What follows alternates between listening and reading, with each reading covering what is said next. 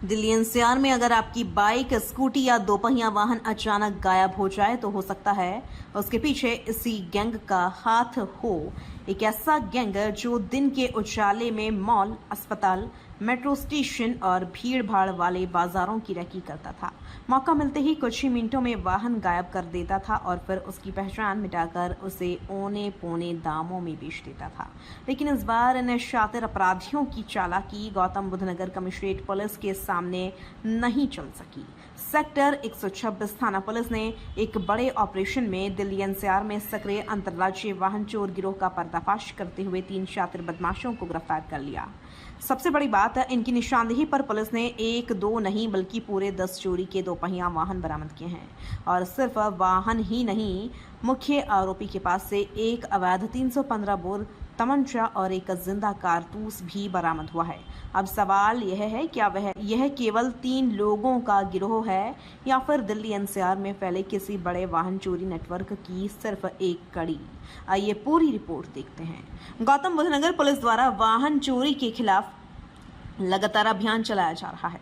इस अभियान के दौरान थाना सेक्टर 126 पुलिस को मैनुअल इंटेलिजेंस और गुप्त सूचना के जरिए महत्वपूर्ण इनपुट मिला कि दिल्ली एनसीआर में सक्रिय वाहन चोर गिरोह के सदस्य सेक्टर 131 क्षेत्र में मौजूद हैं। सूचना मिलते ही पुलिस ने बिना समय गंवाए गढ़ी शाहपुर कट के पास रणनीतिक घेराबंदी की। कुछ देर बाद 3 संदिग्ध युवक पुलिस के हत्थे चढ़ गए।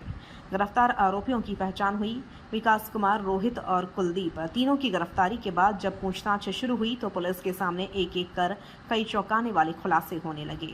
मुख्य आरोपी विकास कुमार की तलाशी लेने पर उसके कब्जे से एक अवैध 315 बोर तमंचा और एक जिंदा कारतूस बरामद हुआ। इसके बाद आरोपियों की निशानदेही पर पुलिस सेक्टर 131 स्थित यमुना डूब क्षेत्र की घनी झाड़ियों तक पहुंची, जहां देखकर पुलिस भी हैरान रह गई। झाड़ियों के बीच अलग अलग जगह पर छिपाकर रखे गए थे 9 चोरी की मोटरसाइकिल और 1 चोरी की स्कूटी, यानी कुल 10 चोरी के दोपहिया वाहन। इनमें से कई वाहन पहले से दर्ज चोरी के मामलों से जुड़ पाए।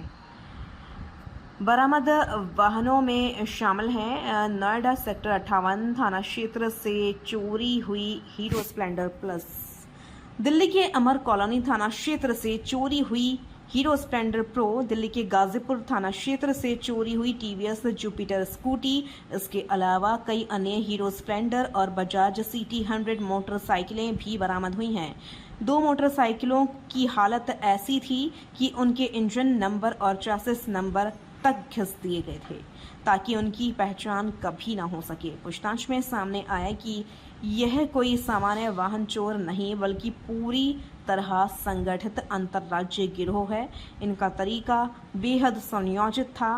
पहले ये लोग मॉल, अस्पताल, मेट्रो स्टेशन, भीड़ भाड़ वाले बाजार और रिहायशी कॉलोनियों की रेकी करते थे और फिर ऐसे वाहन तलाशते थे जिनकी सुरक्षा कमजोर हो।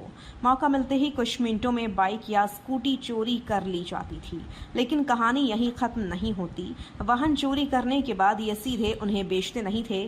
पहले वाहनों को यमुना डूब क्षेत्र जैसी सुनसान जगह पर छिपाया जाता था, फिर इंजन नंबर, चेसिस नंबर और पहचान से जुड़े अन्य निशानों को पूरी तरह मिटा दिया जाता था। इसके बाद चोरी के वाहन बेहद कम कीमत पर बेच दिए जाते थे, यानी अगर पुलिस वाहन बरामद भी कर ले तो उसकी पहचान करना लगभग असंभव हो जाए। अब आपको सुनाते हैं एडीसीपी नोएडा श्रीमती मनीषा सिंह ने क्या कहा। महोदया के निर्देशन में एवं डीसीपी नोएडा के निकट पर्यवेक्षण में नोएडा जोन में लगातार सघन वाहन चेकिंग अभियान चल रहा था।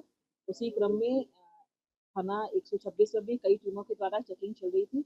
उसी चेकिंग के दौरान 3 व्यक्ति गिरफ्तार किए गए हैं और इसके बाद पूछताछ करने पर उनको जब गिरफ्तार किया गया तो उनके कब्जे से कुल 9 वाहन बरामद हुए हैं, जिसमें 9 मोटरसाइकिल एवं 1 स्कूटी बरामद हुई है। साथ ही साथ एक अभियुक्त के कब्जे से एक तमंचा बरामद हुआ है और इनके विरुद्ध नोएडा में कई थानों में अभियोग पंजीकृत हैं। जो मोटरसाइकिल बरामद हुई हैं उनमें से 5 मोटरसाइकिल विभिन्न थाना क्षेत्रों से चोरी हुई हैं, जिसके संबंध में प्रथम सूचना रिपोर्ट अंकित है। ये सभी लोग रेकी करते थे। इसके पश्चात भीड़-भाड़ वाले स्थान में जब मौका पाते थे तब चोरी कर लिया करते थे। इसके पश्चात यमुना का जो खादर है वहाँ पर ये चोरी करने के उपरांत वाहनों को छुपा देते थे और साथ ही साथ उन मोटरसाइकिलों की इंजन नंबर, चेसिस नंबर भी टेम्पर्ड कर देते थे। और जब मौका इनको मिलता था, इसके कुछ समय पश्चात ये उचित दाम लेकर के लोगों को बेच दिया करते थे। विभिन्न थाना क्षेत्रों में इनके विरुद्ध कई मुकदमे भी पंजीकृत हैं।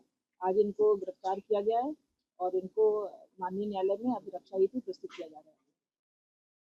पुलिस जांच में यह भी सामने आया कि गिरोह का सरगना विकास कुमार हमेशा अपने पास अवैध तमंचा रखता था। जांच अधिकारियों का मानना है कि यदि चोरी के दौरान कोई विरोध करता या पुलिस से सामना हो जाता तो इसी हथियार का इस्तेमाल किया जा सकता था। यही वजह है कि आरोपी के खिलाफ वाहन चोरी के साथ साथ आर्म्स एक्ट के तहत भी मामला दर्ज किया गया है।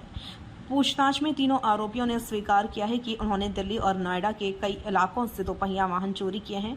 अब पुलिस यह पता लगाने में जुटी है कि आखिर अब तक कितने वाहन चोरी किए गए, किन किन लोगों को ये वाहन बेचे गए और इस पूरे नेटवर्क में और कौन कौन शामिल हैं। अगर आरोपियों के आपराधिक रिकॉर्ड पर नजर डालें तो तस्वीर और भी गंभीर दिखाई देती है। मुख्य आरोपी विकास कुमार पहले से आर्म्स एक्ट के कई मुकदमे दर्ज हैं। रोहित के खिलाफ लूट, वाहन चोरी और चोरी का सामान रखने के कई मामले दर्ज हैं, जबकि कुलदीप पर भी घर में चोरी, सेंधमारी और चोरी का सामान रखने जैसे गंभीर मुकदमे पहले से दर्ज हैं। यानी ये पहली बार अपराध की दुनिया में नहीं थे, बल्कि लंबे समय से सक्रिय अपराधी रहे हैं। फिलहाल तीनों आरोपी पुलिस की गिरफ्त में हैं, लेकिन सबसे बड़ा सवाल अभी बाकी है, क्या यह गिरोह केवल 3 लोगों तक सीमित है या फिर दिल्ली एनसीआर में फैले किसी बड़े वाहन चोरी सिंडिकेट की यह सिर्फ एक शाखा है? क्या चोरी के वाहन दूसरे राज्यों तक भी पहुंचाए जाते थे? क्या इनके पीछे खरीद फरोख्त का कोई संगठित नेटवर्क काम कर रहा था? इन सभी सवालों के जवाब अब पुलिस की आगे की जांच से सामने आएंगे। फिलहाल इतना तय है कि गौतम बुद्ध नगर पुलिस कमिश्नरेट की इस कार्रवाई ने वाहन चोरी करने वाले संगठित गिरोहों पर एक बड़ा प्रहार किया है। अब देखना होगा कि इस कार्रवाई के बाद दिल्ली एनसीआर में सक्रिय ऐसे अन्य गिरोहों तक पुलिस कब और कैसे पहुंचती है।